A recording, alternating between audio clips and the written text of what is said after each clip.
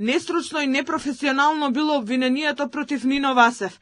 Предметот го водел стручен советник без никаква правна контрола од обвинителот врз него. Ова е тврдење на двајцата нови бранители на екс-директорот на онкологија, кои бараат и нов обвинител за предметот. Бараат лично републичкиот обвинител Коцевски да го застапува обвинението или случајот да биде префрлен во друго обвинителство, во Гостивар, Битола или Штип.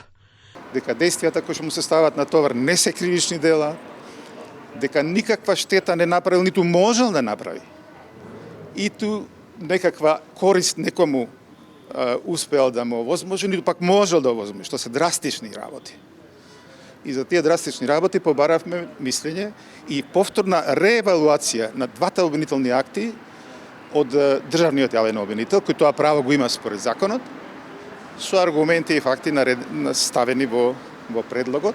Поради тоа, судењето на кое требаше да сведочат ќерка и сопруг на починати пациентки на онкологија се одложи за една недела.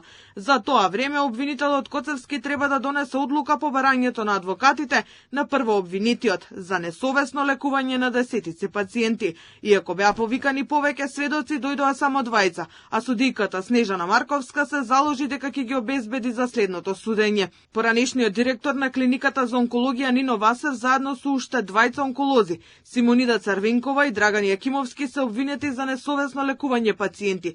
Обвинение имаше и за докторката Мери Пешевска, која призна вина пред судот, пошто судот ја осуди на 2 години условна казна затвор.